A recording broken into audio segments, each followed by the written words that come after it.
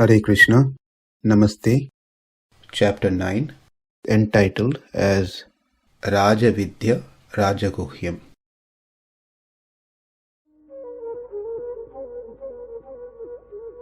Sloka 6. Yathākāśa-sthito nityaṁ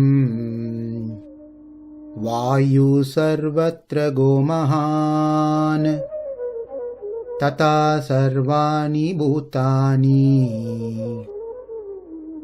mat-sthānīty upadhāraya.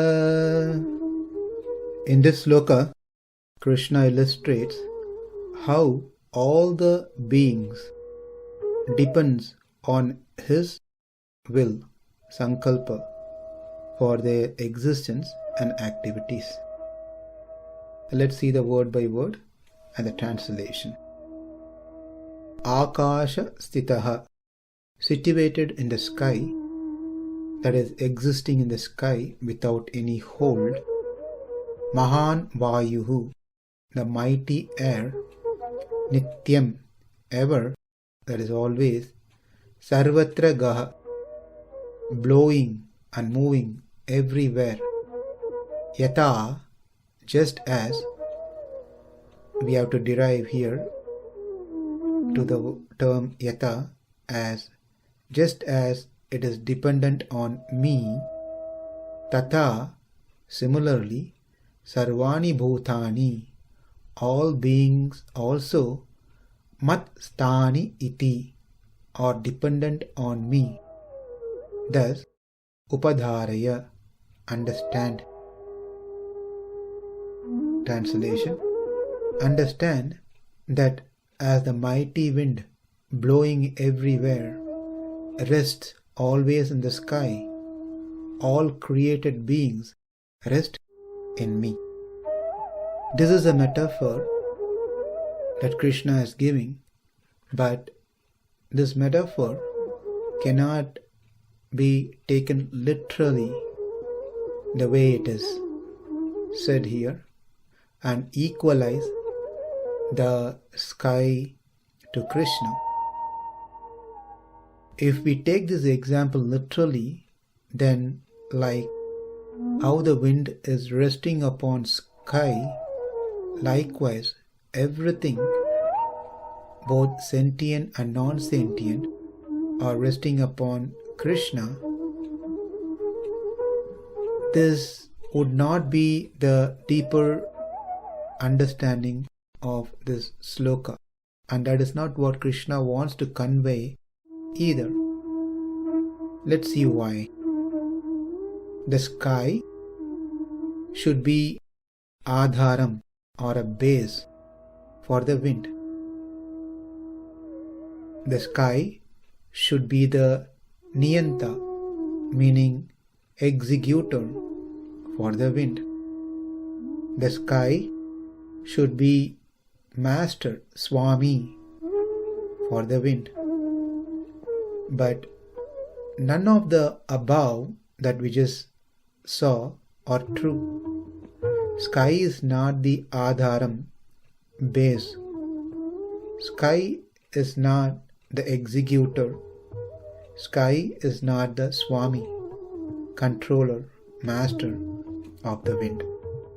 But in general, people think that wind is resting upon the sky. Then why is this example being taken? This is to convey that nothing can be base for anything. It's all Krishna alone, who is the adharam for everything.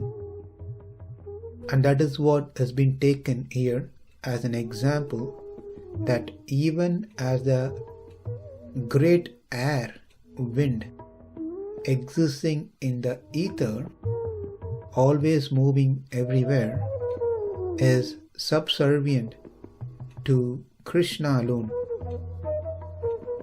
All the entities are similarly so. This is what Krishna wants to convey here. Otherwise, how can the air, which is non-sentient, unconscious, which is a dull matter, meaning doesn't have intelligence, can pervade everywhere. It is Krishna who makes it happen in that way. And he is able to do that by his execution power. As the air is under Krishna's control, Krishna is the controller.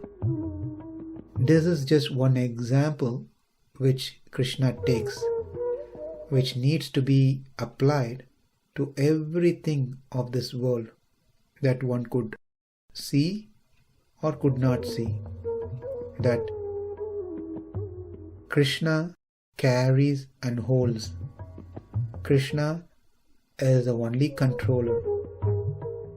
Krishna, the one who makes them work in certain ways. It is Krishna who makes the moon fade and grow. It is Krishna who makes the wind blow in certain manner. It is Krishna who makes the sun, fire, moon bright. It is Krishna who makes the thunder.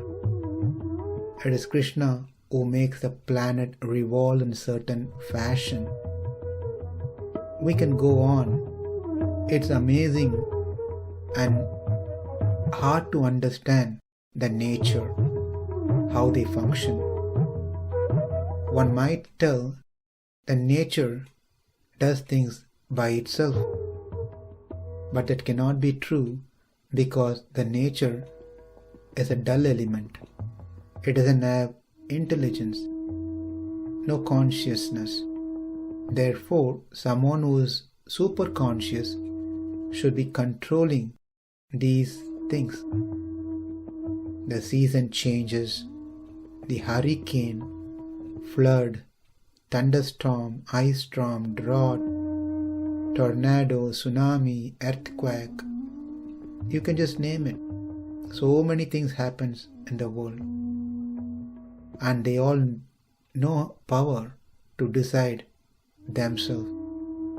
For that matter, even the living entity which has power to decide cannot execute whatever they decide, whatever they wanted. Therefore, everything, whether it is matter or spirit, which is sentient or non-sentient, everything is carried by Krishna. Everything is controlled by Krishna. Krishna is the executor. When we speak about how everything is depending on Krishna's free will, let's understand this with some practical example. Right now, I am sitting on a chair. The chair is what supports me for me to stay stable on the floor. But the chair is itself not carrying me. The chair is supported and carried by the floor. But the floor again supported and carried by the house. This house is supported and carried by the foundation of the building. And the foundation is supported by the earth. Now the question, who supports the earth, which is on the space? It is Krishna who carries everything. Now with this example we just saw, we should not come to a wrong conclusion that it is the Lord who finally holds the earth, which holds the foundation, and the foundation which holds the building, and the building which holds the house, and the house which holds the floor, and the floor which holds the chair, and the chair which holds me. It is the Lord in each of this segment or layer who carries. It is the Lord who carries me, who carries a chair, who carries the house, who carries the foundation, who carries the earth. Just because we can see things like chair, floor, house, earth, we say they are adharam, they are the foundation, they are the base. And because the Lord is not seen, we shouldn't conclude that He is the adharam for the final one, which is earth. That is not correct understanding. It is the Lord who carries at each and every segment all the Panchabhuta, earth, water, air, fire, ether, and also all the different devatas, sun god, moon god, so forth. They all work under the jurisdiction of Krishna. We will see this more in our next session. Namaste. Hare Krishna.